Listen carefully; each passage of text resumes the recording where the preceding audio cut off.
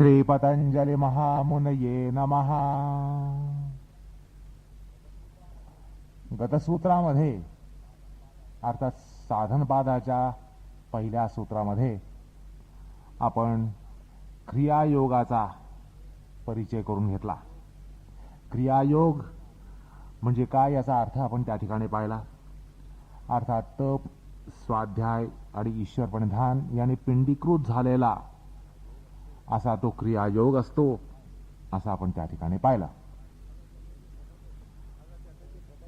अर्थात त्याचे जे घटक आहेत तप, स्वाध्याय आणि ईश्वर ध्यान याची काही लक्षणं सूत्रकारांनी दिलेली नाही आहेत, पण त्याची लक्षणं करण्यासाठी आपण ज्या सूत्राचा उपयोग केला, ज्या सूत्राच्या आधारावरनं आपण त्या तपाचं लक्षण केलं, त्या स्वाध्यायाचं लक्षण केलं, त्या ईश्वर प्रणिधानाचं लक्षण केलं, ते हे दुसरं सूत्र आहे। आलं का लक्षात? कारण असं आहे की नियमांगामध्ये तपस्वाध्याय ईश्वर प्रणिधान हा प्रकार आलेला आहे, पुढे येणार आहे म्हणजे, आणि त्याचा जो अर्थ आहे तोच अर्थ क्रियायोगामध्ये घेता येत नाही। आणि तो का हा प्रकार आपण त्या ठिकाणी पाहिला। मग तपाचा अर्थ काय, स्वाध्यायाचा अर्थ काय, ईश्वर प्रणिधानाचा अर्थ काय, आणि सूत्रकारांनी लक्षण केलं नसताना आपल्याला त्याचं लक्षण करावं लागलं। अर्थात सूत्रकारांनी लक्षण करण्याची एक क्लुप्ती ही आपल्याला दिली, आणि ती क्लुप्ती म्हणजे हे सांप्रतचं सूत्र। आणि या सूत्रावरनं आपण पहिल्या सूत्रामधल्या तपाचा अर्थ, स्वाध्यायाचा अर्थ आणि ईश्वर प्रणिधानाचा अर्थ केला। आणि तो प्रकार असा आहे की क्रियायोगामधले जे घटकत्रय आहेत तप, स्वाध्याय आणि ईश्वर प्रणिधान हे विशिष्ट अशा लक्षणांनी युक्त असायला पाहिजेत। आणि ती विशिष्ट लक्षणं कशावरनं आणि कशासाठी, तर क्रियायोग हा सूत्रकार म्हणतात या दुसऱ्या सूत्रामध्ये हा क्रियायोग कशासाठी किंवा कशा प्रकारचा असावा, तर समाधी भावनार्थ क्लेश तनुकरणार्थश्च अशा प्रकारे हे दुसरं सूत्र देतात। अर्थात क्रियायोग हा समाधी भावनार्थ आणि क्लेश तनुकरणार्थ असल्यामुळे तो विशिष्ट प्रकारचाच असायला पाहिजे, कारण तो या हेतूने केला गेला पाहिजे। अर्थात हेतूवरून साधनाचा निर्देश हा सूत्रकारांनी ध्वनित केलेला आहे। आणि त्यामुळे आपण या सूत्रावर अनुसंधान ठेवून ज्यामध्ये क्रियायोगाचं त्याचा हेतू सांगितलाय, त्याचं फळ सांगितलंय, त्याचा हेतू सांगितलाय, त्याच्यावरून आपण त्या तपाचं लक्षण केलं, त्या स्वाध्यायाचं लक्षण केलं, त्या ईश्वर प्रणिधानाचं लक्षण केलं। आलं का लक्षात? अर्थात हे सूत्र पहिल्या सूत्राला पायाभूत आहे, असा गमतीदार प्रसंग आहे। सर्वसाधारणपणे अलीकडचं सूत्र हे उत्तरच्या सूत्राला किंवा पूर्वसूत्र हे उत्तर सूत्राला आधारभूत असतं, पण या ठिकाणी असा विचित्र आणि गमतीदार प्रकार असा आहे की उत्तर सूत्र हे पूर्वसूत्राला आधारभूत आहे। अर्थात उत्तर सूत्र बघितल्याशिवाय पहिल्या सूत्राचा अर्थ करता येणं शक्य झालं नसतं। हा एक गमतीदार प्रकार आहे।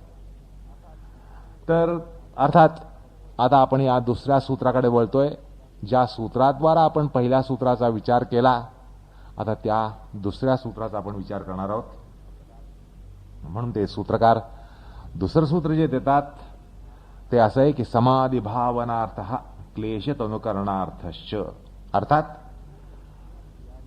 तो जो क्रियायोग तो समाधी भावित होण्यासाठी आणि क्लेशांना दुर्बल करण्यासाठी सेवित केला जातो किंवा सेवित केला जावा, अशा अर्थानं हे सूत्र आलेलं आहे।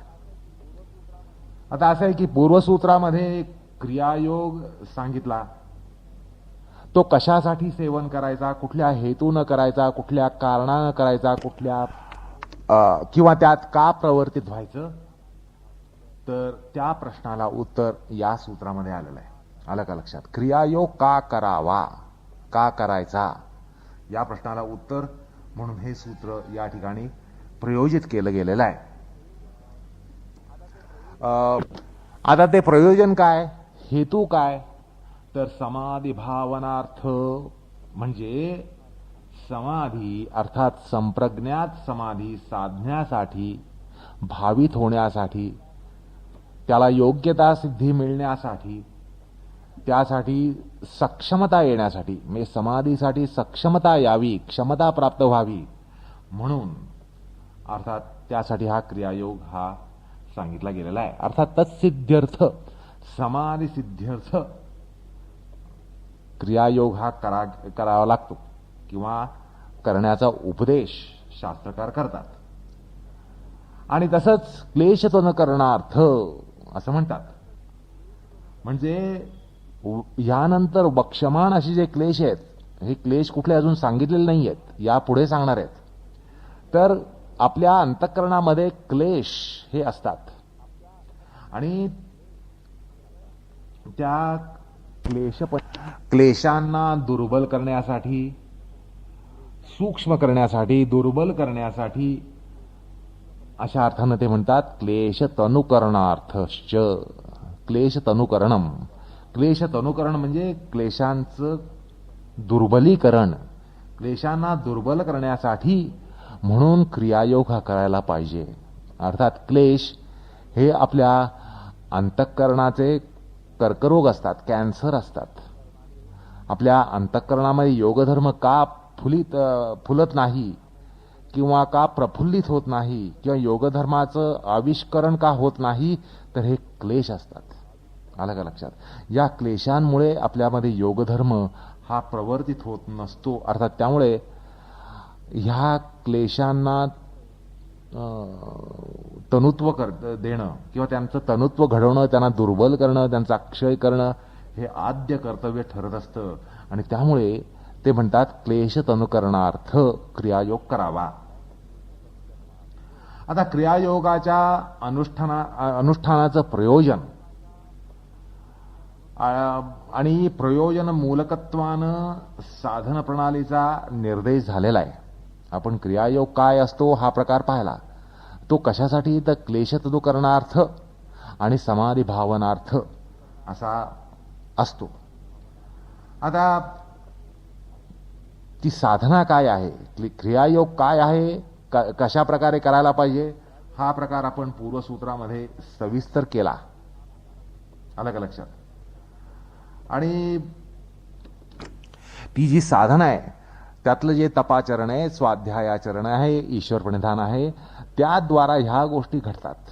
म्हणजे समाधी भावना प्राप्त होते, समाधी भावित होण्यासाठी क्षमता प्राप्त होते आणि क्लेशांचं तनुत्व हे घडत असतं, असा त्याचा अर्थ आहे.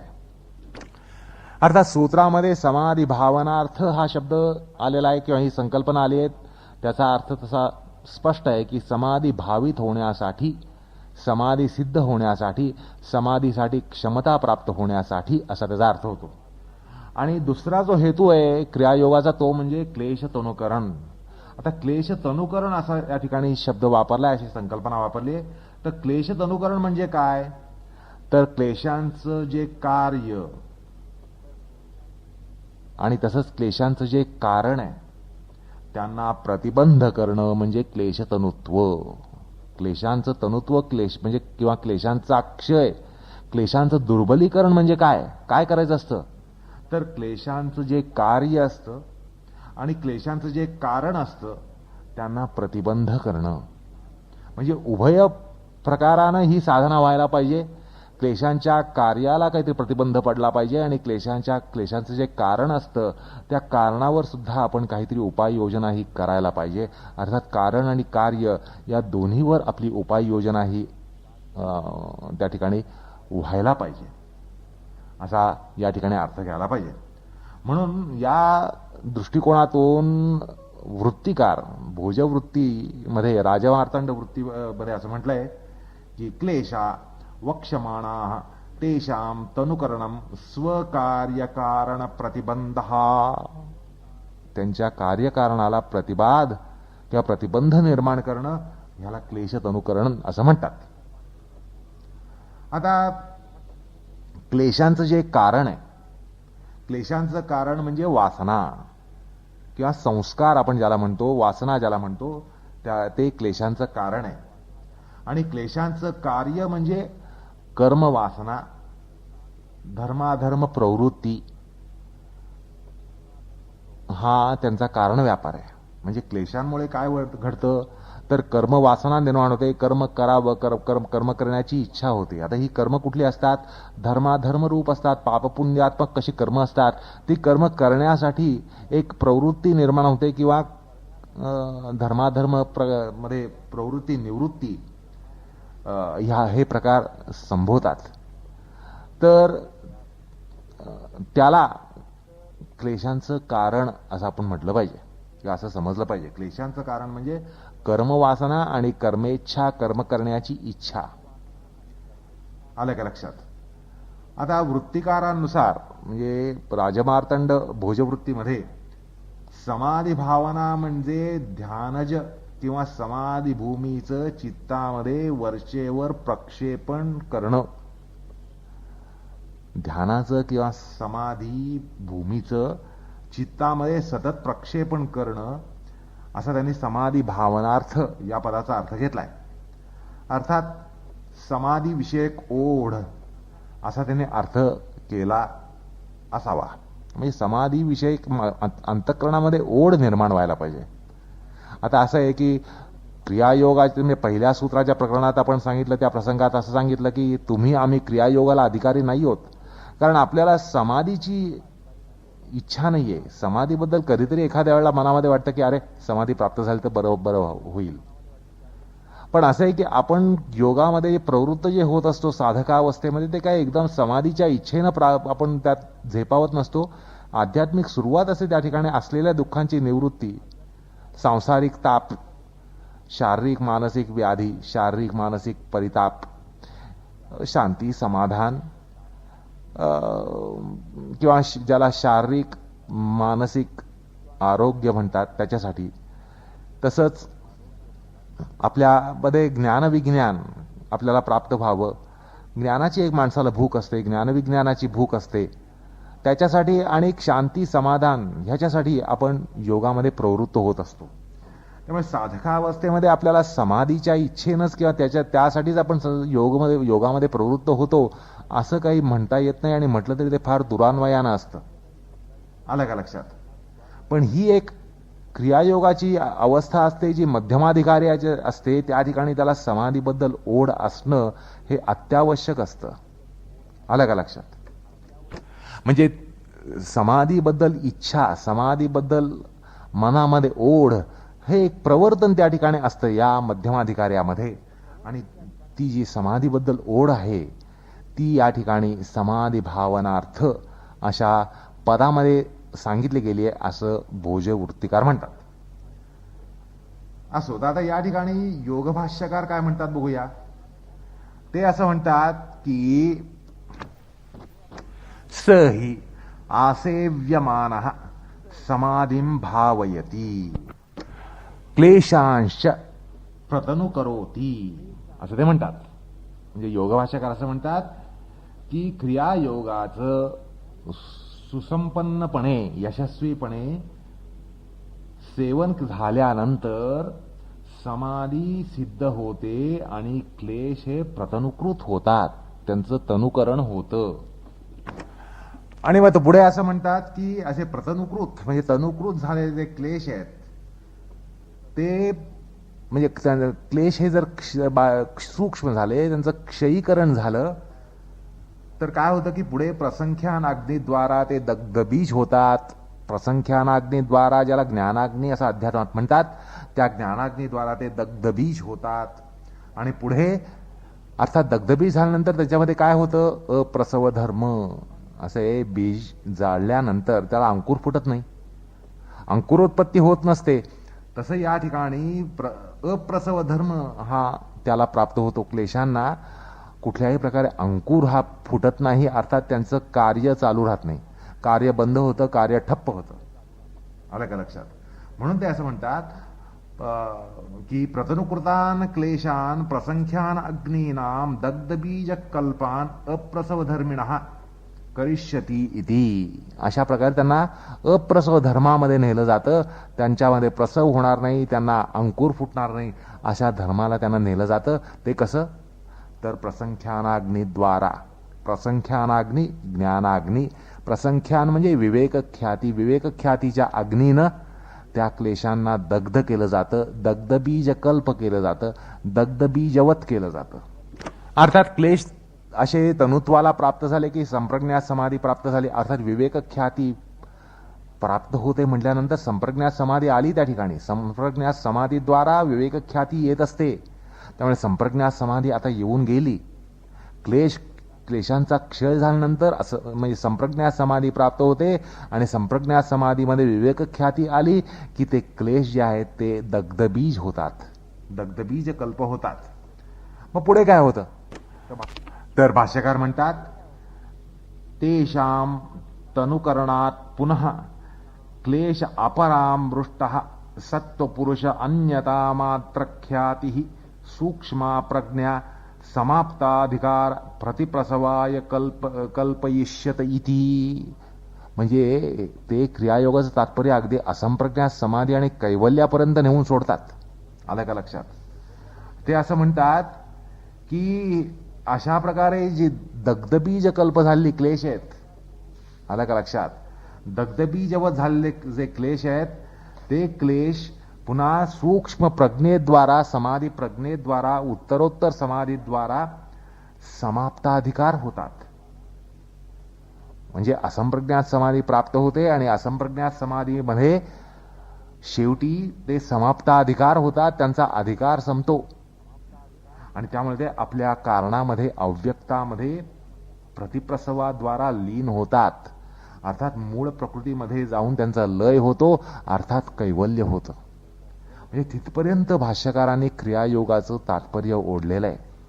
तर काही टीकाकारांनी याला संप्रज्ञात समाधी पर्यंतच क्रियायोग हा सक्षम ठरवलाय, पण भाष्यकारांनी स्पष्टपणे त्याला असंप्रज्ञात समाधी पर्यंत क्षमता सांगितलेली आहे. आलं का लक्षात? म्हणजे भाष्यकारांनी सूत्राचा आशय केवळ संप्रज्ञात समाधी सिद्धी इतकाच न सांगता क्रियायोगाचं प्रयोजन जे आहे ते मर्यादित न देता पुढे असंप्रज्ञात समाधी आणि चित्ताचा वासनासहित प्रतिप्रसव, जो गुणाचा प्रसव असा सांगितलाय आणि कैवल्यापर्यंतची वाटचाल या ठिकाणी त्यांनी मानलेली आहे. आलं का लक्षात? आणि त्या अर्थानं प्रथमपादीय अभ्यास वैराग्य साधनद्वयाप्रमाणे, म्हणजे त्या ठिकाणी आपण पहिल्या पादात पाहिलं की अभ्यास वैराग्याद्वारा संप्रज्ञात असंप्रज्ञात समाधी प्राप्त होते आणि शेवटी कैवल्य होतं. त्या ठिकाणी आपण निर्विचारा समापत्तीपर्यंत तो प्रवास पाहिला. निर्विचारा समापत्तीनंतर अध्यात्मप्रसाद, अध्यात्मप्रसादानंतर ऋतंभरा प्रज्ञानंतर संस्कारांचं विशुद्धीकरण आणि शेवटी अंतिम संस्कार आणि अंतिम संस्काराचा निरोध आणि कैवल्य, अशी जी वाटचाल पाहिली तिथपर्यंत म्हणजे अभ्यास वैराग्य जसं कैवल्यापर्यंत वाटचाल करतं असं पहिल्या पादामध्ये प्रतिपादन आहे. तसंच त्या साधनद्वयाप्रमाणेच अत्रोक्त तपस्वाध्याय ईश्वर प्रणिधान जी साधनत्रय आहेत ती सुद्धा स्वयंपूर्ण आहेत, परिपूर्ण आहेत. आलं का लक्षात? आणि गतसूत्राच्या विवरणाच्या अंती आपण हाच प्रकार पाहिला की कैवल्यापर्यंत ही वाटचाल होत असते क्रियायोगाची. आलं लक्षात? आता क्रियायोगाद्वारा क्लेश हे तनुकृत होतात, सूक्ष्म होतात आणि तनुकरणामध्ये ते नष्टप्राय होत नाहीत. तनुकरण झाल्यानंतर ते दग्ध होऊ शकतात, दग्ध झाल्यावर नष्ट होतात, पण केवळ तनुत्वामध्ये ते नष्ट होत नसतात. कारण ते प्रसंख्यानाद्वाराच, म्हणजे प्रसंख्यानाग्नीद्वाराच, त्या ज्ञानाग्नीद्वाराच दग्धबीज कल्प होतात आणि त्यामुळे विवेक ख्यातीला क्रियायोग हा पर्यायी नाहीये, पर्यायी नाहीये, तो सहाय्यक आहे. विवेक ख्यातीला क्रियायोग हा सहाय्यक आहे, असा भाष्याशय या ठिकाणी आहे असं म्हणावं लागतं. असं आहे की वाचस्पती मिश्रांनी याला स्पष्टपणे वाच्यता दिलेली आहे. हे जे आता सांगितलं त्याला स्पष्ट वाच्यता वाचस्पती मिश्रांच्या टीकेमध्ये सापडते. ते म्हणतात, क्रियायोगस्य प्रतुनकरणमात्रे व्यापारः न तु वंध्यत्वे क्लेशानां प्रसंख्यानस्य तु तद वंध्यत्वे. आलं का लक्षात? म्हणजे क्रियायोगाद्वारा प्रतनुकरणापर्यंत तनुकरणापर्यंतच त्याचा व्यापार असतो आणि क्लेशांचं जे वंध्यत्व आहे, क्लेशांना वंध्यत्व देणं, दग्धबीज कल्प करणं, हा प्रकार प्रसंख्यानाद्वाराच होत असतो, असं ते त्या ठिकाणी स्पष्ट म्हणतात.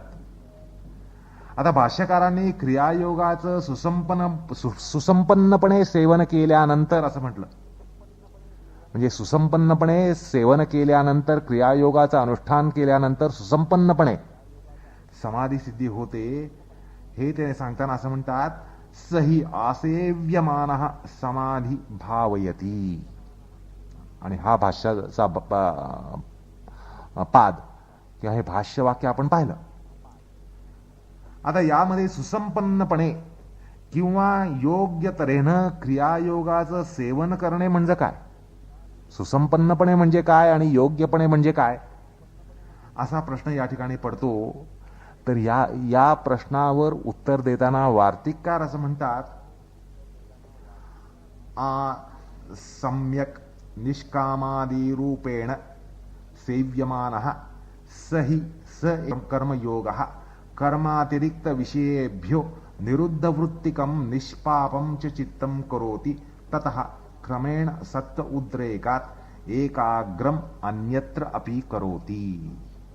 म्हणजे ते असं म्हणतात की या क्रियायोगाद्वारा अशा प्रकारचं सेवन व्हायला पाहिजे त्याचं, की त्याद्वारा निष्काम रूपानं त्याचं सेवन व्हायला पाहिजे. नाही, निष्कामत्व त्याच्यात यायला पाहिजे. आलं का लक्षात? आणि हे केव्हा येतं? आपण कुठली साधना किंवा कुठली गोष्ट सुरुवातीला निष्कामत्वानं करू शकत नाही, पण त्यात जसं जसं आपल्याला प्रावीण्य येतं, प्रावीण्य आल्यानंतर आपण निष्कामत्वानं ती गोष्ट करू शकतो. आरंभ कुठल्याही गोष्टीचा आपण निष्कामपणे करू शकत नसतो आणि करत नसतो. कुठली तरी फळाकांक्षा असते, फळापेक्षा असते, फलाभिकांक्षा असते. आपण काहीतरी हेतू ठेवून करत असतो. आलं का लक्षात? पण ज्यावेळेला आपण त्यामध्ये प्रावीण्य मिळवतो, ती गोष्ट आपल्याला अत्यंत अंगवळणी पडते, आपल्या रक्तामध्ये जाऊन भिनते. आलं का लक्षात? त्यावेळेला ती गोष्ट स्वाभाविकपणे होते. त्याला आपण कौशल्य म्हणतो, त्याला आपण कर्मकौशल्य म्हणतो. म्हणजे ते शेवटी ते जे कर्म आहे, ती क्रिया आहे, ती साधना आहे, ती आपल्या रक्तामध्ये भिनते आणि आपण स्वाभाविकपणे त्या साधनेला प्रवृत्त होत असतो. आणि त्याच वेळेला आपल्याला निष्कामपणे साधना करता येते. आम्ही आजकाल जी योग साधना करतोय ती निष्कामपणे करतो असं आपल्याला म्हणता येत नाही आणि म्हणू शकत नाही आणि म्हणू नये. आलं का लक्षात? कारण आपण साधकावस्थेमध्ये आहोत आणि निश्चितच आपल्यामध्ये काहीतरी प्रवर्तन आहे, आपल्यामध्ये काहीतरी प्रवर्तक आहेत. काही प्रवर्तकांमुळे आपण ही साधना करत असतो. पण ज्यावेळेला ही साधना अंगवळणी पडते, आलं का लक्षात, ती रक्तामध्ये भिनते, रक्तामध्ये उतरते, त्यावेळेला ती गोष्ट स्वाभाविक साधना स्वाभाविकपणे व्हायला लागते, अनुष्ठाने स्वाभाविकपणे व्हायला लागतं. आणि त्याच वेळेला त्याच्यामध्ये निष्कामत्व हे येऊ शकतं.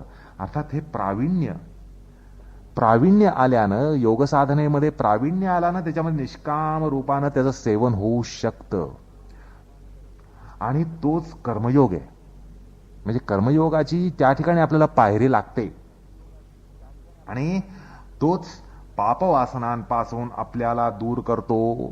ती जी अवस्था येते, कर्मयोगाची अवस्था येते, निष्कामपणे अनुष्ठान करण्याची ज्यावेळेला अवस्था येते, त्याच वेळेला आपण खऱ्या अर्थानं पापवासनांपासून दूर जातो. तोपर्यंत आपल्यामध्ये पापवासना, पुण्यवासना यांचा लपंडाव चालू असतो, खेळ चालू असतो. आपल्या अंतःकरणामध्ये पापवासना येते, पुण्यवासना येते, यांचा लपंडाव चालू असतो. हे आपलं चित्र जे आहे, अंतःकरणाचं चित्र आहे, ते आपल्याला स्पष्टच आहे. आलं की नाही लक्षात? त्याच्यामुळे आपल्या अंतःकरणाची नाट्यभूमी झाली असं काही प्रसंगामध्ये तुम्हाला सांगितलं. अंतःकरण म्हणजे एक नाट्यभूमी आहे. अनेक प्रकारची पात्र येतात आणि जातात, अनेक प्रकारचे प्रवर्तक येतात आणि जातात. पाप आणि पुण्य यांचा लपंडाव चालू असतो, धर्म आणि अधर्म यांचा लपंडाव चालू असतो. आलं की नाही लक्षात? ही आपली साधकावस्था आहे. पण ज्या वेळेला त्यामध्ये प्रावीण्य येईल, अनुष्ठानामध्ये प्रावीण्य येईल, त्यावेळेला निष्कामत्व येईल. आणि निष्कामत्व आल्यानंतर खऱ्या अर्थानं पापवासनेपासून आपण दूर जातो, पापवासनेपासून आपण मुक्त होतो. आलं का लक्षात? आणि क्रियायोगाच्या पेक्षा अतिरिक्त जे विषय असतील, क्रियायोगाच्या म्हणजे योग साधनेपेक्षा अतिरिक्त किंवा दुसरे जे विषय असतील, त्यापासून मन हे आपोआप निरुद्ध व्हायला लागतं. योगभिन्न गोष्टी ज्या असतात त्यामध्ये मनाची प्रवृत्तीच होत नाही. आलं का लक्षात? म्हणजे योग त्यावेळेला अंतःकरणामध्ये भिनलेला असतो. त्यामुळे योग विरुद्ध किंवा योगापेक्षा भिन्न अशा ज्या काही प्रवृत्ती असतील त्या ठिकाणी त्यांची रुजवात होत नाही. अर्थात आपण त्या ठिकाणी निरुद्ध भूमीत जातो. योग विरोधी ज्या ज्या गोष्टी असतील त्यापासून आपण निरुद्ध होतो. आपोआप एक निरोध हा आपल्या अंतःकरणामध्ये बसतो त्याच्यासाठी. आलं का लक्षात?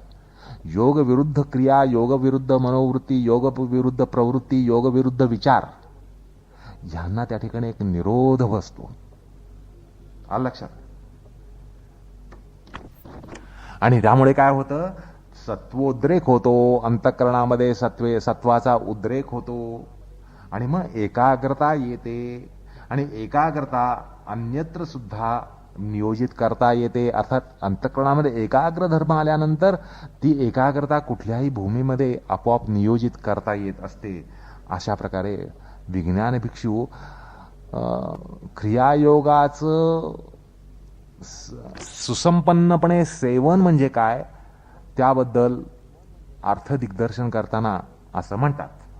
असो, आता आणखी एक मुद्दा असा पुढे येतो की क्रियायोगानं पहिल्यांदी समाधी येते आणि मग क्लेशत अनुकरण होतं, की पहिल्यांदी क्लेशत अनुकरण होऊन मग समाधी साधते? हा प्रश्न अत्यंत तर्कसुसंगत आहे. म्हणजे पहिल्यांदी समाधी लागते आणि मग क्लेशतनुत्व होतं, का क्लेशतनुत्व आधी होतं आणि मग समाधी प्राप्त होते, समाधी भावना येते? यात पहिलं कुठलं? आधी समाधी भावना का क्लेशतनुत्व, का आधी क्लेशतनुत्व आणि मग समाधी भावना? क्षणभर विचार करा. हा अत्यंत जिज्ञास्य प्रश्न आहे आणि एक तर्कसुसंगत असा प्रश्न आहे.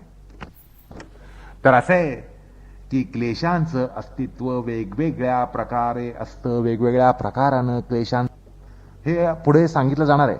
पुढे सूत्रकार स्वतः सांगणार आहेत की क्लेशांचं अस्तित्व हे वेगवेगळ्या प्रकारानं असतं, वेगवेगळ्या स्तरावर असतं. त्यांची अभिव्यक्ती ही वेगवेगळ्या पर्वामध्ये असते. आलं का लक्षात? म्हणजे क्लेश हे सुप्त असतात, तनू असतात, उदार असतात, विच्छिन्न असतात. असे क्लेशांच्या अवस्था शास्त्रकार पुढे सांगणार आहेत. क्लेशांच्या या अवस्था आहेत प्रसुप्त, तनू, विच्छिन्न आणि उदार. म्हणजे क्लेश हे सुप्तावस्था असतात किंवा तनुत्व प्राप्त असतात किंवा विच्छिन्न अवस्थेत असतात, छिन्न विच्छिन्न अवस्थेत असतात किंवा उदार अवस्थेत असतात. तर या ठिकाणी असं म्हणावं लागतं की पृष्ठभागीय आणि कार्यान्वित होण्याला असे जे सशक्त क्लेश आहेत, ज्यांची अभिव्यक्ती होते, जे उदारावस्थेमध्ये असतात, ज्यांचा कार्य व्यापार चालतो, क्रिया व्यापार चालतो, ते क्रियायोगाद्वारा पहिल्यांदी अभिभूत होतात. आणि पहिल्यांदी क्लेश तनुत्व हे पहिल्यांदी काही प्रमाणात होत असतं. आलं का लक्षात? म्हणजे सूत्रकार जरी पहिल्यांदी समाधी भावनार्थ क्लेशतनुकरणार्थ असं जरी म्हणले तरी पहिल्यांदी समाधी भावना ही प्राप्त होत नसते. क्रम उलटा आहे, पण सुलटा पण पुढे आहे हे लक्षात येईल.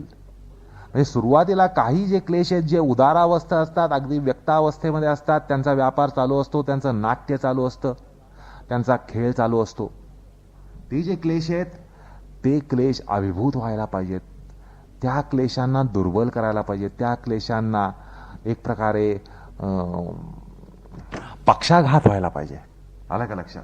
म्हणजे ज्या क्लेशांचा थैथयाट चालतो ना अंतःकरणामध्ये, ज्या क्लेशांचा थैथयाट चालतो त्यांना पक्षाघात होणं आवश्यक असतं. त्यामुळे त्यांचा पक्षाघात पहिला होतो. म्हणजे समाधी भावना येण्यापूर्वी हात येत असतो. जे अत्यंत सशक्त असतात, ज्यांचा थैथयाट चालतो. आलं का लक्षात? ते क्रियायोगाद्वारा पहिल्यांदा अभिभूत होतात किंवा निःशक्त केले जातात, किंवा आता सांगितल्याप्रमाणे त्यांना पक्षाघात होतो किंवा त्यांना पक्षाघात आणला जातो. आलं का लक्षात? मग त्यापेक्षा जे जरा सूक्ष्म क्लेश आहेत, त्यापेक्षा जे सूक्ष्म क्लेश आहेत की ज्यांचा थैथयाट चालत नाही पण त्या अंतःकरणामध्ये असतात. असे आपल्या अंतःकरणामध्ये अनेक प्रकारच्या पापवासना या येत असतात, पण आपण सगळ्या पापाला काही प्रवृत्त होतो असं नाही. आपल्यामध्ये काही लज्जा आहे, आपल्यामध्ये काही संस्कृती आहे. आलं का लक्षात? आपल्यामध्ये कुठलाही विचार येऊ शकतो, नाही असं नाही, पण तो विचार काही लगेच कार्यान्वित होतो असं काही आपल्याला म्हणता येत नाही, कारण आपल्यामध्ये काही संस्कार आहेत, आपल्याला काही संस्कृती आहे, आपल्यामध्ये काही लज्जा आहे. आलं का लक्षात? आपल्याला काही प्रेस्टीज आहे. त्या प्रेस्टीजमुळे आपण मनात येणारे प्रत्येक गोष्ट काही करायला जात नसतो, आणि त्यामुळे असे काही क्लेश आहेत की ते काही नाट्यभूमीवर येऊ शकत नाहीत. त्यांचा थैथयाट चालत नाही, पण त्यांची स्पंदनं असतात. आलं का लक्षात? असे काही क्लेश आहेत की त्यांची स्पंदनं असतात, पण ते त्यांना नाट्यभूमीवर काही प्रवेश मिळत नाही. त्यांना त्या ठिकाणी व्यासपीठावर येऊन आपला थैथयाट काही करता येत नाही. आपला नृत्याविष्कार, नाट्याविष्कार वगैरे त्यांना काही करता येत नसतो. असे काही क्लेश असतात आपल्यामध्ये, अशा काही वासना असतात. आलं का लक्षात? त्यामुळे गंमत अशी आहे की ज्यावेळेला स्थूल क्लेश हे निःशक्त होतात, त्यावेळेला हे जे अशा प्रकारचे क्लेश आहेत ना, ते अजून मागे ढकलले जातात. म्हणजे त्यांची स्पंदन अजून सूक्ष्म होतात, त्यांची आंदोलनं फार मोठी नसतात. म्हणजे आपलं जसं सुसंस्कृतीकरण होतं, योग संस्कृतीकरण होतं, आणि वरवरच्या क्लेशांना जे स्थूल क्लेश, ज्यांचा थैथयाट चालतो, ज्यांचा नृत्य आविष्कार चालतो, त्यांना पक्षाघात झाल्यानंतर हे जे त्याच्या खालचे क्लेश आहेत, जे जरा सूक्ष्म अवस्था असतात, की ज्यांचा आविष्कार होत नाही, त्यांचा क्रियाव्यापार होत नाही, पण त्याचे स्पंदन असतात, ते पण थोडेसे दुर्बल होतात. ते थोडे दुर्बल होतात. आलं का लक्षात? आणि जे क्लेश अजूनही सुसूक्ष्म असतात ते निरुद्ध केले जातात. आलं का लक्षात?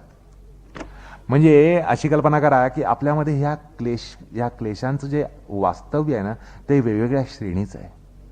काही सुसूक्ष्म परमसूक्ष्म क्लेश आहेत, परमसूक्ष्म आहेत, त्याच्यानंतर सुसूक्ष्म क्लेश आहेत, त्याच्यानंतर सूक्ष्म क्लेश आहेत. आलं का लक्षात?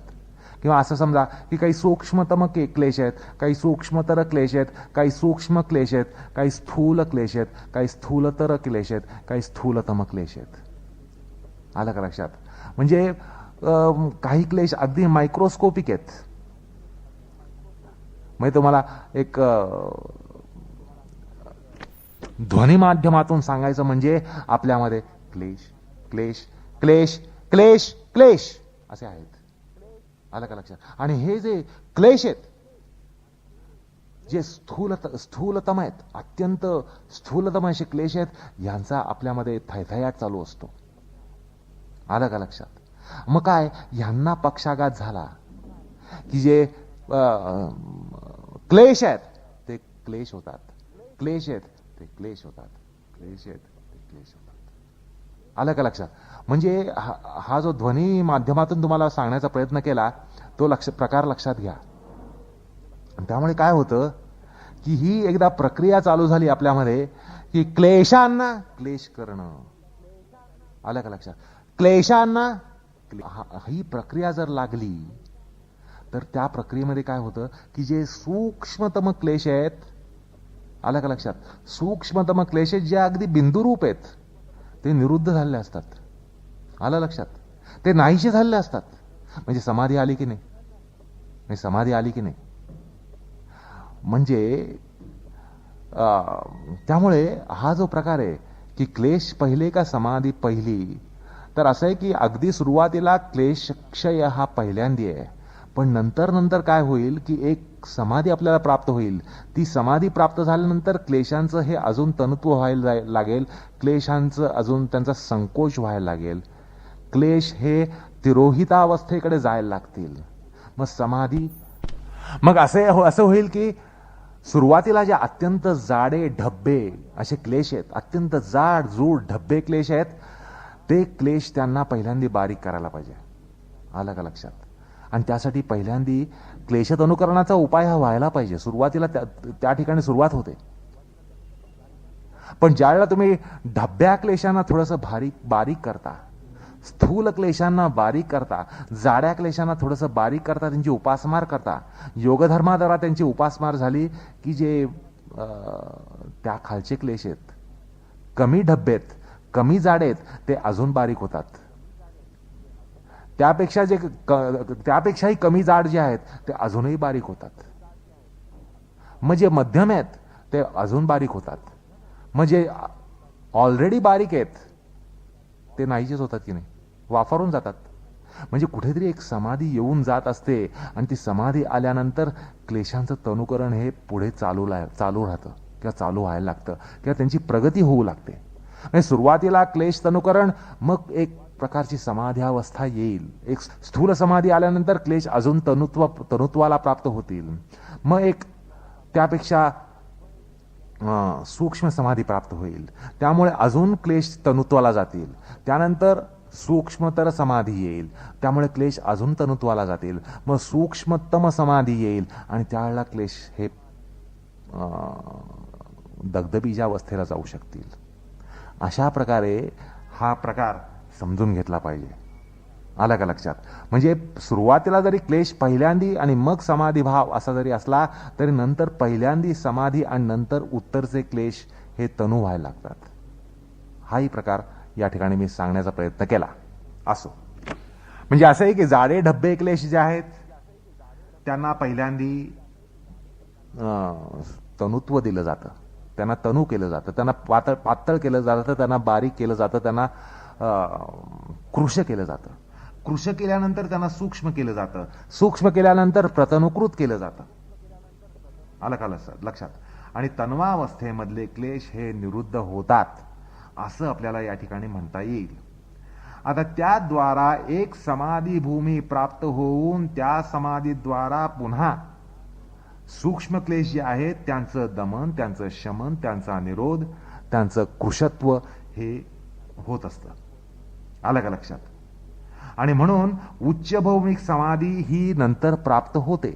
समाधीमध्ये अनेक भूमी आहेत, समाधीच्या पण पायऱ्या आहेत आणि त्यामुळे समाधीमध्ये आपलं उच्चभूमीकडे आक्रमण हे होऊ शकतं. आणि असं एक पुन्हा त्याद्वारा पुन्हा क्लेशांना अधिक निश्शक्त केलं जातं. समाधीद्वारा क्लेश तनुकृत तनुकृत क्लेशांद्वारा एक उच्च समाधी मिळते. उच्च समाधीद्वारा सूक्ष्म क्लेशांचा क्षय होतो. सूक्ष्म क्लेशांचा क्षय झाला की अजून उच्च समाधी प्राप्त झाले की जे सूक्ष्म क्लेश आहेत ते अजून सूक्ष्मतर होतात. मग उच्चतर समाधी, त्यापेक्षा उच्च समाधी, मग त्यापेक्षा सूक्ष्म क्लेश हे क्षयाला प्राप्त होतात. अशा प्रकारे ही प्रक्रिया चालते. आलं का लक्षात? म्हणजे क्लेशांना समाधीद्वारा निशक्त केलं जातं आणि निशक्त क्लेशांद्वारा उच्च समाधी प्राप्त केली जाते. अशा प्रकारे हे मार्गक्रमण होत असतं. आणि एकदम समाधी ही काही साधत नसते. म्हणजे क्लेशांचा प्रभाव असताना एकदम काही समाधी साधत नाही. त्यामुळे सुरुवातीला जे जाडे ढब्बे क्लेश आहेत, ज्यांचा थैथयाट चालू आहे, ज्यांचा नाट्याविष्कार चालू आहे, ज्यांचा नृत्याविष्कार चालू आहे, आता त्यांना पहिल्यांदा आपल्याला कृश करायलाच पाहिजे, त्यांची उपासमारी करायलाच पाहिजे. आलं का लक्षात? आणि मग क्रमानं समाधी क्लेशतनुकरण हे एकमेकाला वृद्धिंगत करतात. एकमेकाला ते पुढे पुढे रेटत जातात. समाधीद्वारा क्लेशतनुत्व पुढे ढकललं जातं, क्लेशतनुत्वाद्वारा समाधी अजून पुढे ढकलली जाते. अशा प्रकारे ते एकमेकांवर अशा प्रकारे परोपकार करतात. क्लेशतनुकरण आणि समाधी हे एकमेकांचं पोषण करतात. एकमेकांना अशा प्रकारे एकमेकांवर अनुग्रह करत असतात. आलं का लक्षात? एकमेकाला ते वृद्धिंगत करतात. आता असं आहे की कर्मयोगानुष्ठानाद्वारा सकाम कर्म हटतात आणि निष्काम कर्माद्वारा शांती प्राप्त होते असं म्हटलं जातं. जसं कर्मयोगातही असंच आहे की पहिल्यांदा कर्मयोगाद्वारा सकाम कर्म हटतात आणि मग निष्काम कर्माद्वारा शांती प्राप्त होते. आलं का लक्षात? गीतेतलं एक वचन आहे, युक्तः कर्मफल त्यक्त्वा शांतीम आपनोति नैष्ठिकम असं 5व्या अध्यायात म्हटलेलं आहे. म्हणजे कर्मयोगामध्ये सुद्धा असाच प्रकार आहे कर्मयोगाची सुरुवात केल्यानंतर आपल्यामधले शकतात, आलं लक्षात. आणि त्याच्यानंतर निष्काम कर्म येतं आणि निष्काम कर्म आल्यानंतर शांती येते, आलं लक्षात. आता कर्मयोगाच्या अनुष्ठानानं क्लेशजन्य जन्मबंध जे असतात ते तुटतात, असा भगवत सिद्धांतच आहे.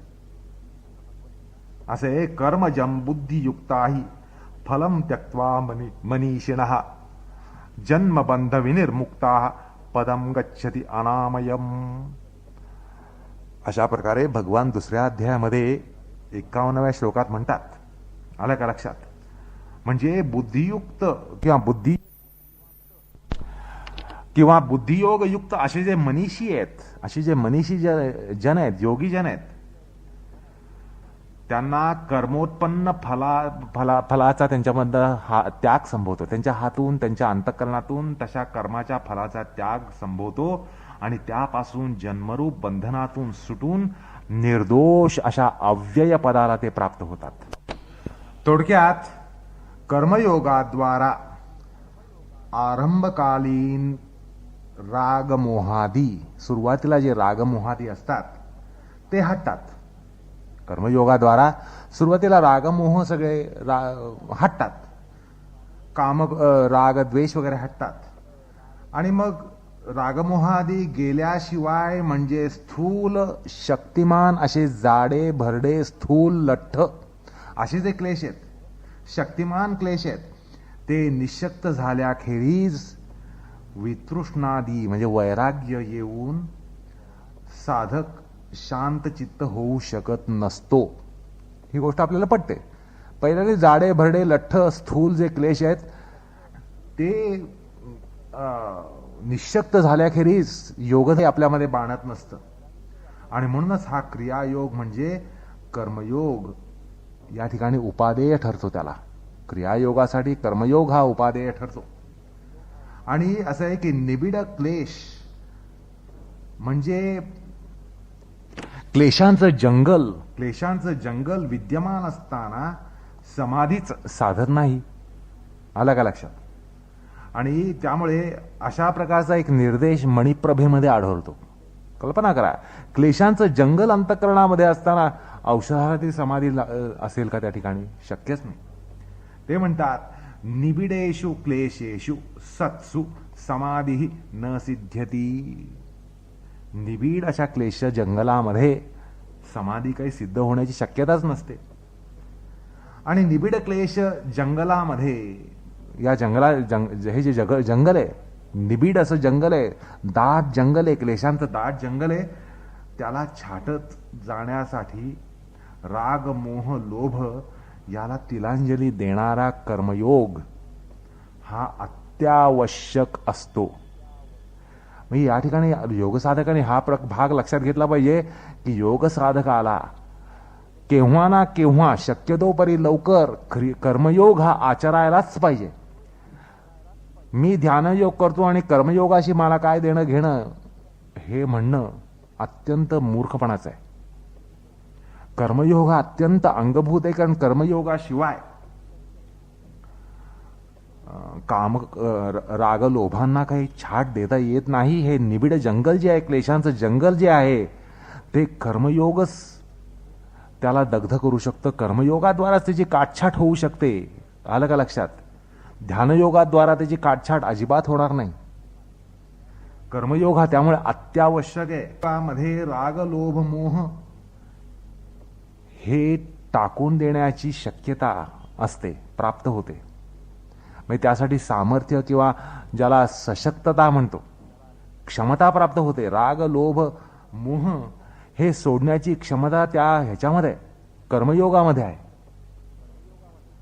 आणि त्याशिवाय योगावस्था ही अशक्यच असते. त्याशिवाय योगावस्था ही अशक्य असते. म्हणून भगवद्गीतेमध्ये दुसऱ्या अध्यायामध्ये भगवान म्हणतात, योगस्थ कुरु कर्माणि संगम त्यक्त्वा धनंजय सिद्ध सिद्ध्यो समो भूत्वा समत्वम योग उच्यते. त्याशिवाय ही योगाची समत्वावस्था येणारच नाही. म्हणजे कर्मयोगाशिवाय ध्यानयोगामध्ये प्रवेशच होऊ शकत नाही, हा भाग या ठिकाणी ध्वनित आहे. कर्मयोगाचा जो प्रधान प्रतिपक्ष आहे तो इंद्रियांचं चांचल्य आहे. आलं का लक्षात? आणि म्हणून गीतेमध्ये हा सिद्धांत सापडतो. आपल्याला कर्मयोग आचरायचा आहे, मग कर्मयोग आचरायचा म्हटल्यानंतर त्याचा बलाढ्य शत्रू कोण आहे, कुठे, हे आपण शोधावं लागतं. आणि हे शोधायचं कारण हे भगवद्गीतेमध्ये स्पष्टपणे म्हटलंय, दुसऱ्या अध्यायातच म्हटलंय, इंद्रियाणि प्रमाथीनि हरंती प्रसभं मनः. इंद्रिय चांचल्य, इंद्रियांचे विषय, इंद्रियांचा संग, इंद्रियांचा विषय संग जो आहे तोच कर्मयोगाचा प्रतिपक्ष आहे. म्हणजे इंद्रियच मनाला बलपूर्वक हरण करतात. इंद्रिय आपल्या मनाला बलपूर्वक हरण करतात. मनाचं अपहरण ही इंद्रिय करत असतात. आणि म्हणून भगवान म्हणतात, तानि सर्वाणि संयम्य युक्त आ, म्हणजे सर्व इंद्रियांना रोखून माझ्यामध्ये मनाचं नियोजन कर. म्हणजे ईश्वर प्रणिधान हे अत्यंत आरंभावस्थेमध्ये कसं असतं, कसं दिसतं आणि कसं असायला पाहिजे ते या ठिकाणी गीतेमध्ये सांगितलं गेलेलं आहे. आलं का लक्षात? कारण असं ईश्वर प्रणिधान हा सगळ्या प्रकारचा उपाय आहे, ह्याच्यामध्ये आरंभावस्थेपासून उपाय आहे. त्यामुळे अगदी आरंभावस्थेमध्ये या इंद्रिय चांचल्यापासून जर काही मुक्ती हवी असेल तर त्याला ईश्वर प्रणिधानासारखा उपाय नाहीये. आलं का लक्षात? म्हणजे तुम्ही आम्ही आचरावा अशा प्रकारचं ईश्वर प्रणिधान ते आचरलंच पाहिजे. असो असं आहे. नंतर गीतेमध्ये म्हणजे हे सगळं मनोविज्ञान, साधकावस्थेचं मनोविज्ञान या ठिकाणी लक्षात येतं आपल्याला. आलं का लक्षात? समाधी भावनेचे प्रतिपक्ष काय, समाधी भावना कशी होते, केव्हा होते, का होते, कशा प्रकारे होते, काय करायला पाहिजे, म्हणजे कर्मयोग आचरायला पाहिजे. आणि कर्मयोगाचे प्रतिपक्ष या ठिकाणी जे दाखवलेत, कर्मयोग कसा आचरावा, केव्हा असा आचरावा, हा जो प्रकार आपण गतसूत्र प्रसंगी पाहिलाच. पण या संदर्भामध्ये पुन्हा दिग्दर्शन गीतेमध्ये आपल्याला सापडतं. साधक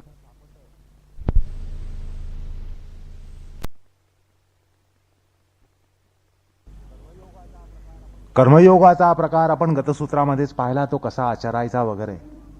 पण त्या संदर्भामध्ये गीतेमध्ये दिग्दर्शन फार महत्वाचं आहे. तर गीतेमध्ये कर्मयोगाचे प्रतिपक्षी काय, कर्मयोगाच्यासाठी प्रवर्तन कसं असायला पाहिजे, त्यासाठी काय करायला पाहिजे, हा सगळा आपण उपदेश जो आहे तो पाहिलाच. पण त्या म्हणजे गीतेमध्ये कर्मयोगाच्या साधनेसाठी फार महत्वाचा निर्देश आहे. तर आता असं आपण पाहिलं की इंद्रियांमध्ये कर्मयोगाचे जे प्रतिपक्षी आहेत त्या वासना इंद्रियांमध्ये असतात. अर्थात इंद्रिय ही त्याचे प्रतिपक्षी आहेत. इंद्रियाणि प्रमाथीनि हरंती प्रसभं मनः असं म्हटलं. आणि त्यानंतर ही इंद्रिय मनाचं बलपूर्वक हरण करत असतात, मनाचं अपहरण करतात असं आपण पाहिलं. तानि सर्वाणि संयम्य युक्त आसीत मत्परः, त्यावर उपाय म्हणजे ईश्वर प्रणिधान. हा प्रकार जो आहे तो एक अत्यंत परिणामकारक असा उपाय आहे. आणि या इंद्रियांमध्ये कामना वासना यांचा निवास असतो. इंद्रिय, मन, बुद्धी यामध्ये त्यांचा निवास असतो असं सांगतात. या कामना वासना कुठे असतात, यांना कुठे आपण शोधायला पाहिजे, तर या इंद्रियांमध्ये असतात, मनामध्ये असतात, बुद्धीमध्ये असतात. म्हणून भगवान म्हणतात, तस्मात् त्वम इंद्रियाणि आदौ नियम्य. इंद्रिय आणि आदी जे आहेत त्यांचं नियमन करायला पाहिजे असं 3ऱ्या अध्यायामध्ये भगवंतांनी सांगितलेलं आहे. आता या कर्मयोगनिष्ठेमध्ये किंवा त्या कर्मयोगनिष्ठेमधल्या गीता वचनावरून असं दिसतं की मन, बुद्धी, इंद्रिय यांच्यावर बऱ्याच अंशानं नियंत्रण किंवा निरोध हा कर्मयोगाद्वारा आला असतो.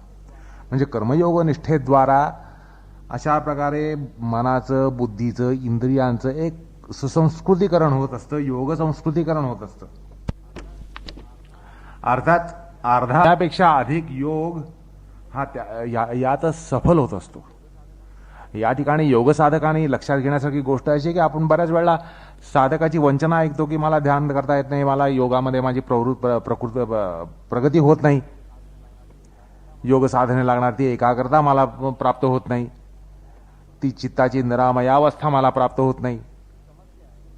ही जी समस्या आहे ही सर्वपरिचितच आहे.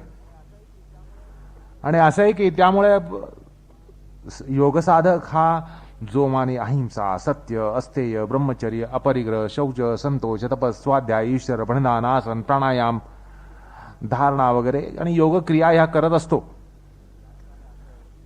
पण या ठिकाणी असं आहे की एरवी जे आपलं जीवन आहे, म्हणजे योग साधना किती जरी आपण अस्खलित करत असलो तरी ते 1-2-4 तासाची असते, 5-6 तासाची असते, 7-8 तासाची असेल. पण आपण बाकीचा जो जीवन व्यवहार करतो त्यामध्ये कर्मयोगाची निष्ठा असल्याशिवाय, कर्मयोग निष्ठा जोपासल्याशिवाय खऱ्या अर्थानं योग हा काही प्रफुल्लित होत नसतो.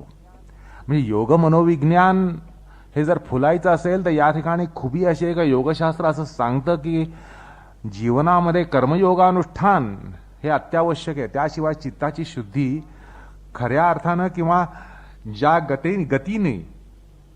गतीनं अपेक्षित असते त्या गतीनं चित्तशुद्धी होत नसते. ही योग साधना आता मी कितीतरी तीव्र संवेगाने केली आणि उपाय त्याचा जरी किती जरी तीव्र असला तरी असं आहे की योग व्यतिरिक्त जो काळ जात असतो, योग साधने व्यतिरिक्त जो काळ जात असतो, जीवन व्यापारासाठी जो काळ जात असतो, ऐहिकासाठी जो काळ जात असतो, तो काळ जो आहे त्याला योगाद्वारा सुसंस्कृत करायला पाहिजे. म्हणजे कर्मयोगाची जर आपण जीवनामध्ये निष्ठा जोपासली तर योग साधनेला एक विलक्षण गती, विलक्षण आकार, विलक्षण रंगरूप असं प्राप्त होत असतं. हा एक महत्त्वाचा निर्देश या क्रियायोग प्रकरणामध्ये योग साधकांनी घेतला पाहिजे. आलं का लक्षात? तुम्ही योग करा, योग साधना करा, ती किती तीव्र संवेगाची करा, ती चांगलीच आहे. पण योग व्यतिरिक्त जो काळ असतो त्याकडे कटाक्षाने लक्ष दिलं पाहिजे आणि तो कर्मयोगाद्वारा सुसंस्कृत करायला पाहिजे. कर्मयोगाचं त्याच्यावर ज्याला लेप म्हणता येईल तसा कर्मयोगाचा लेप हा त्याच्यावर चढला पाहिजे. तर योगामध्ये विलक्षण अशी गती ही प्राप्त होऊ शकते. अर्थात आता मी सांगितल्याप्रमाणे अर्धाधिक योग हा कर्मयोगामध्ये सफल होत असतो. अर्धाधिक ध्यानयोग हा कर्मयोगामध्ये सफल होत असतो असा गीतेचा स्पष्ट निर्देश आहे आणि गीतेचं तसं दिग्दर्शन आहे. असो, आणि आता या सूत्राकडे जर आपण बघितलं तर आपल्याला असं लक्षात येतं की कर्मयोग आणि वृत्ती निरोध योग, कर्मयोग आणि चित्तवृत्ती निरोधाचा योग, चित्तवृत्ती निरोधाचा जो योग आहे त्यांचं साहचर्य हे स्पष्ट असतं. आणि कर्मयोगाच्या आचरणानं राग, लोभ, मोह हे हात होत असतात आणि हे योगाचे फार मोठे प्रतिपक्ष असतात. राग, लोभ, मोह, द्वेष हे रागाचे फार मोठे प्रतिपक्ष असतात आणि ते कर्मयोगाद्वारा हत होत असतात. त्यांचा क्षय होत असतो. आणि त्या कर्मयोगाच्या अनुष्ठानानं आपल्या अंतःकरणामध्ये जी विषय व्याप्ती आहे, आपल्या अंतःकरणाला विषयांनी जे व्याप्त केलंय ती व्याप्ती, विषय व्याप्ती ही कमी होत असते. हा एक मनोवैज्ञानिक फायदा आहे. आणि विषय व्याप्ती जर आपल्या अंतःकरणाची कमी झाली तर योगधर्माला निश्चितच विलक्षण गती प्राप्त होणार. यासाठी काही मोठा शास्त्रीय उहापोह करावं लागत नाही. थोडासा विचार केला तर सहज लक्षात येतं की विषय व्याप्ती जर आपल्या अंतःकरणात कमी झाली तर योग मनोविज्ञान झपाट्याने वाढणार. त्यामुळे काय होतं की विषय वितृष्णा ही आपोआप स्वाभाविकपणे येते. विषय तृष्णा ही निश्चितच खंगत जाते. विषय तृष्णेला एक प्रकारे पक्षाघात होतो. आलं का लक्षात? म्हणजे विषय वितृष्णा गळत जाते, गुणतृष्णा गळत जाते आणि आपोआपच त्यांच्यामध्ये संकोच हा येत जातो. आणि साधकाच्या मूळ वैराग्याच्या भांडवलामध्ये भरीव अशी भर पडते. म्हणजे मूळ जे काय भांडवल असेल, वैराग्याचं जे भांडवल असेल, उपजत वैराग्य असेल, उपजत योगधर्म जो असेल, त्याला जबरदस्त त्याच्यामध्ये भरीव अशी भर पडत असते.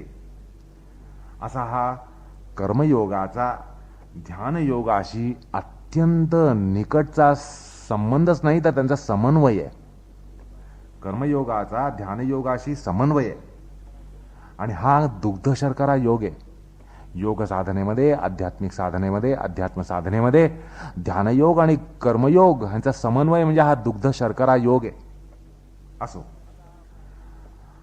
आता आपण आतापर्यंत असं पाहिलं की क्रियायोगाद्वारा क्लेशांचं तनुकरण होत जातं आणि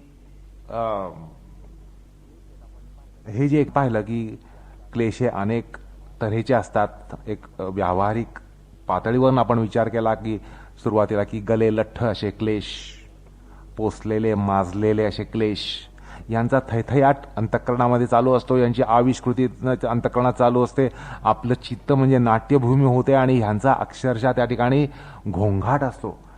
या क्लेशांच्या विकारांचा घोंघाट असतो. हे माजलेले क्लेश जे असतात त्यांचा अक्षरशः धांगडधिंगा हा अंतःकरणामध्येच असतो. आला का लक्षात? हे आपल्याला सहज लक्षात येतं. जे क्लेश माजलेले आहेत ते अंतःकरणावर आधिपत्य गाजवतात आणि त्यांची सत्ता चालत असते आपल्यावर. आपण त्याच्या विकारांच्या तोंडी जाऊन पडत असतो.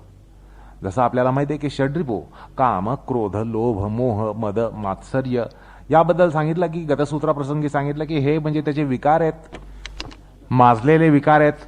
यांचा थैथयाट चालतो, यांचा धांगडधिंगा अंतःकरणामध्ये चालत असतो. हे क्लेशांचे विकार आहेत, माजलेले विकार आहेत असं सांगितलं गेलं. आलं का लक्षात?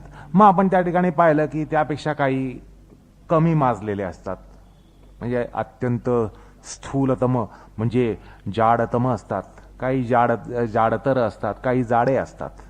क्लेश हे काही अत्यंत जाड असतात, काही त्यापेक्षा कमी जाड असतात, काही जाड असतात. मग त्याच्यानंतर काही क्लेश बारीक होत जातात, कृश होत जातात, कृशतर होतात, कृशतम होत असतात. अशा प्रकारे क्लेश हे वेगवेगळ्या ज्याला मॅग्निट्यूड म्हणता येईल अशा मॅग्निट्यूडचे असतात असं आपण पाहिलं. अर्थात हे जे काम, क्रोध, लोभ, मोह, मद असे 6 प्रकारचे रिपू आहेत, 6 शत्रू आहेत.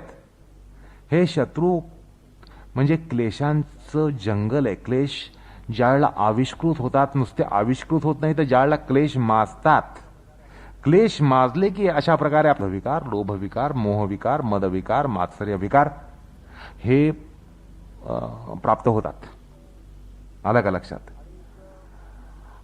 आणि एक म्हणजे ह्याचा आविष्कार आपल्या मनोविज्ञानामध्ये स्पष्ट दिसतो, आपल्या वर्तणुकीमध्ये, आपल्या आचारामध्ये, आपल्या विचारामध्ये ह्यांची अभिव्यक्ती आपल्याला स्पष्ट दिसत असते. पण असं आहे की या सगळ्यांचं जे मूळ आहे, हे जे मूळ आहे हे क्लेशांमध्ये आहे. जसा वटवृक्ष, आपल्याला विशाल वटवृक्ष दिसतो किंवा एखाद्या झाडाचं फळ दिसतं, त्या फळाची उत्पत्ती झाडापासून होत असते, झाडाची उत्पत्ती बीजापासून होत असते. पण त्या बीजामध्ये पुन्हा बारीक बारीक असे अणुपरमाणू असतात. मग असं आहे की एखादं बीज जर आपण घेतलं, वटवृक्षाचं एक बीज घेतलं, वटवृक्षाचं बीज जर फोडलं तर त्या बीजामध्ये अनेक लहान लहान लहान लहान असे कण दिसतात. तर त्यातला एक कण फोडला तर आत काहीच दिसत नाही. मग उपनिषदकार असं म्हणतात की त्या काही नाही पासून असा विशाल वटवृक्ष होत असतो. काही नाही पासून विशाल असा वटवृक्ष होत असतो. तर तसं हे आहे की या ठिकाणी हे जे षड्रिपू आहेत, हे षड्रिपू मूळ स्वरूपामध्ये काय आहेत हे शास्त्र सांगतं. योगशास्त्र आणि हे अध्यात्मशास्त्राचं मनोविज्ञान सांगतं की हे जे विकार ज्यांची आपल्याला बाधा होते ह्यांचं मूळ त्या एका अशा बीजामध्ये असतं. आणि सुरुवातीला गतसूत्रात सांगितलं की तुम्हा आम्हाला क्लेशांची बाधा नसते, तर उलट आपण क्लेश हे चाकतो. एखादं चॉकलेट चाखावं, गोळी चाखावी तसं आपण हे क्लेश चाखत असतो. फक्त मध्यमाधिकाऱ्याला क्लेशांची बाधा होते, तुम्हा आम्हाला क्लेशांची बाधाच होत नाही. आलं का लक्षात? असं आहे की एखाद्या वेळेला सापाच्या पिल्लूशी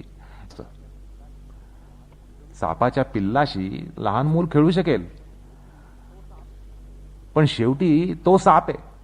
हा साप आहे ह्याची जाणीव आणि त्याचा उपद्व्याप किंवा उपद्रव हा केव्हा होणार, ज्यावेळेला ते सापाचं पिल्लू मोठं होईल तेव्हा आपल्या लक्षात येतं की हा जीव घेणारा प्राणी आहे, आपला हा प्राणांतक प्राणी आहे, हे नंतर लक्षात येतं. तसं या ठिकाणी असं आहे की हे जे कामक्रोधादी विकार आहेत हे आपले अध्यात्मामधले प्राणांतक आहेत. अध्यात्मामधले हे आपले प्राणांतक आहेत, हे सगळे सर्प आहेत, अत्यंत विषारी सर्प आहेत. पण जसं सापाच्या पिल्लाचा उपद्रव आपल्याला जाणवत नाही, तसं ते ज्यावेळेला ते षड्विकार, हे जे षड्रिपू आहेत ते बीजावस्थेत असतात तेव्हा त्यांची आपल्याला बाधा होत नाही. फक्त ती योग्याला, विवेकीला, ज्ञानीला त्यांची बाधा ही लक्षात येते. तर आता हा शास्त्राचा भाग असल्यामुळे या ठिकाणी सूत्रकार आणि शास्त्रकार हे जे पंचक्लेश आहेत त्यांचं शास्त्रशः निर्देशन ह्याच्या पुढे करतात. अर्थात तो जो भाग आहे तो पुढल्या म्हणजे 3ऱ्या सूत्राचा आहे. आणि म्हणून सूत्रकार पुढलं सूत्र देताना म्हणतात, अविद्या अस्मिता राग द्वेष अभिनिवेशाः क्लेशाः. अर्थात अविद्या, अस्मिता, राग, द्वेष, अभिनिवेश हे ते 5 क्लेश होत असं ते म्हणतात. अर्थात अशा प्रकारे आपण पुढल्या सूत्राकडे झेपावतो.